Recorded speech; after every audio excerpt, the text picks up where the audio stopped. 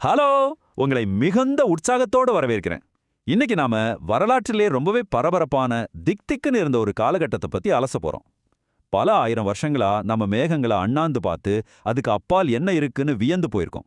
ஆனா வெறும் 10 வருஷங்கள்ல பயம், அதீத லட்சியம், அப்புறம் ஆர்வம் இது மூணும் சேர்ந்து மனித குலத்தை எப்படி மேகங்களுக்கு அப்பால் உந்தி தள்ளுச்சு அப்படிங்கிற தகவல்களை நாம இன்னைக்கு விலாவாரியா பார்க்க போறோம். சரி, இப்ப விஷயத்துக்கு வருவோம். பனிப்போர் நடந்துட்டு இருந்த அந்த காலகட்டத்துல மூச்சு திணற வைக்கிற அளவுக்கு ஒரு தொழில்நுட்ப ஓட்டப்பந்தயம் நடந்துச்சு.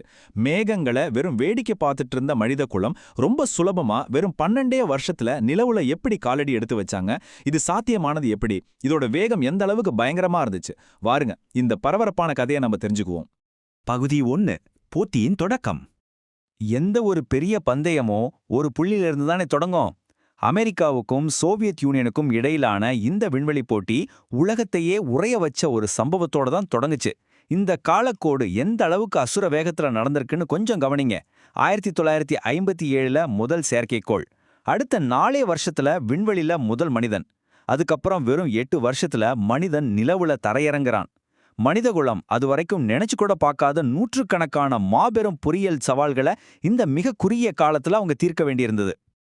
இந்த மொத்த விண்வெளி போட்டி ஆரம்பிச்சது ஒரு சின்ன பீச் பால் சைஸ்ல இருந்த ஸ்புட்னிக் அப்படிங்கிற செயற்கைக்கோளால தான்.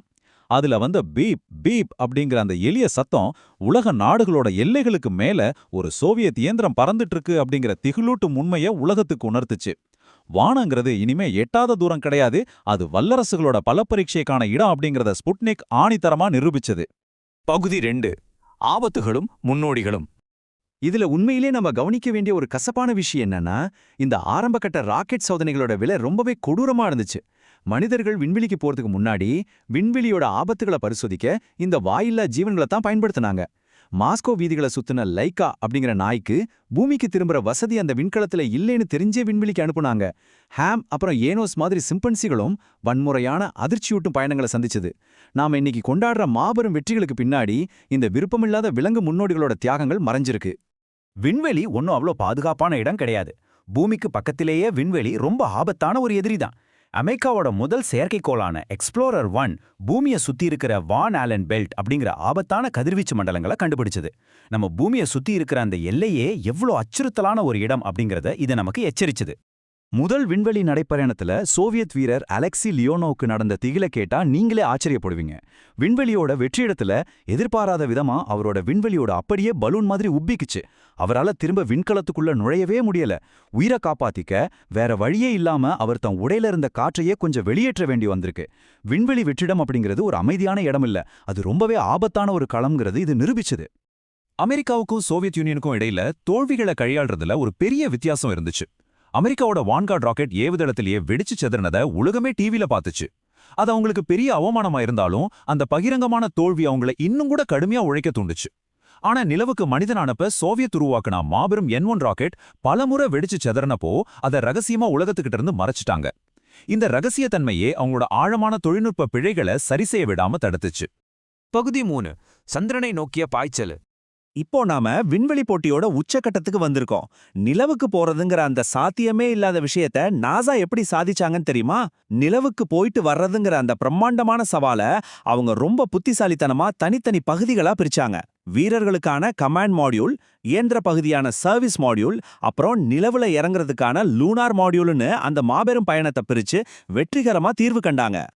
இந்த லூனார் மாடியூலை கொஞ்சம் கவனிங்க. பார்க்க ஒரு சிலந்தி மாதிரி ரொம்பவே சின்னதா எந்த ஒரு அழகுமே இல்லாம இருக்கும். ஏன் தெரியுமா? ஏன்னா இது பூமியில பறக்கிறதுக்காக வடிவமைக்கப்படல.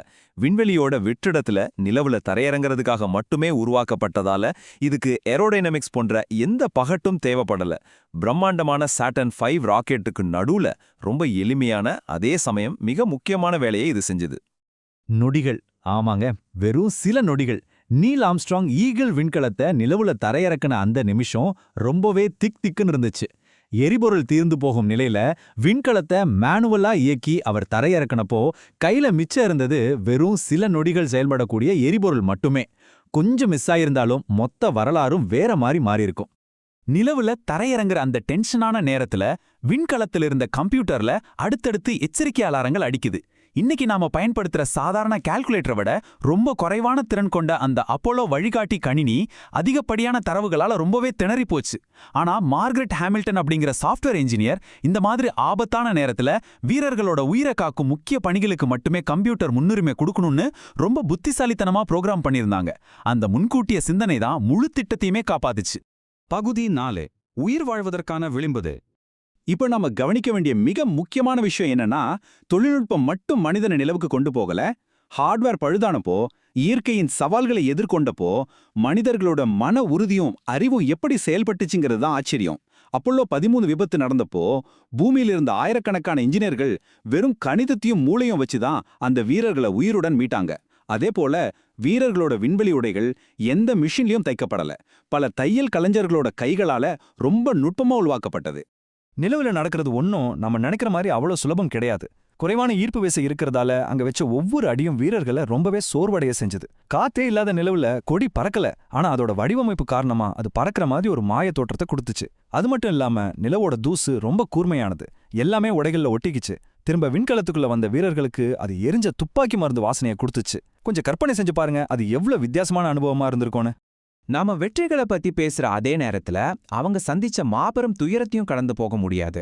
அப்போலோ 1ல நடந்த அந்த எதிர்பாராத தீ விபத்து பேரழிவு தரக்கூடிய ஆபத்து விண்வெளியில மட்டும் இல்ல, இங்க ஏவுதளத்திலையும் நடக்கலான்னு நிரூபிச்சுது. இந்த உயிரிழப்புகள் ரொம்பவே வருத்தமா இருந்தாலும் நாசாவை தங்களுடைய விண்கல வடிவமைப்பை முற்றிலுமா அவசரமா மாற்றி அமைக்க இதை தூண்டுச்சு. அந்த கடினமான மாற்றங்கள் தான் பின்னாடி வந்த நிலவு பயணங்களை சாத்தியமாக்குச்சு. பகுதி 5 மாறிய உலகம். இதெல்லாம் நமக்கு எதை உணர்த்துதுன்னு பாத்தீங்கன்னா, விண்வெளி போட்டியில நிலவுல கால் வச்சதை விட மிக முக்கியமான ஒண்ணு நடந்துச்சு. அப்பல்லோ 8 விண்கலத்திலிருந்து எடுக்கப்பட்ட இந்த எர்த்ரைஸ் புகைப்படம் மொத்த மனிதகுலத்தோட பார்வையே மாத்துச்சு. இருண்ட விண்வெளியில நம்ம பூமி எவ்வளவு சின்னஞ்சிறிய உடையக்கூடிய ஒரு நீல நிற கோளமா தொங்கிக்கிட்டு இருக்குன்னு உலகமே முதல் முறையா பாத்துச்சு. நம்ம பூமியை பாதுகாப்பணுங்கிற நவீன சுற்றுச்சூழல் இயக்கங்கள் பிறக்க இந்த புகைப்படம் தான் முக்கிய காரணமா அமைஞ்சது. இந்த விண்வெளி போட்டியால நமக்கு என்னங்க லாபம்னு நீங்க நினைக்கலாம். விண்வெளி போட்டிக்கான அந்த அழுத்தம் நம்ம அன்றாட வாழ்க்கையோட பல தொழில்நுட்பங்களுக்கு அடித்தளமா அமைஞ்சது. இன்னைக்கு நம்ம கையில இருக்கிற ஸ்மார்ட் போன்ல பயன்படுத்துற மைக்ரோ சிப்கள்ல இருந்து உலகளாவிய வானிலை முன்னறிவிப்பு, தகவல் தொடர்பு செயற்கைக்கோள்கள் வரைக்கும் எல்லாமே அந்த விண்வெளி போட்டியோட விளைவா நமக்கு கிடைச்சதுதான்.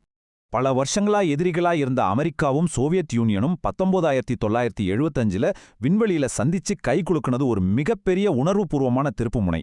அதுவரைக்கும் அதிகாரத்தை காட்டுற ஒரு போர்க்களமா இருந்த விண்வெளி 2 நாடுகளும் இணைந்து செயல்படுற ஒரு பொதுவான இடமா மாறினது உண்மையிலே ஒரு ஆச்சரியமான விஷயம்தான். இப்ப நாம ஒரு முக்கியமான கேள்விக்கு வருவோம்.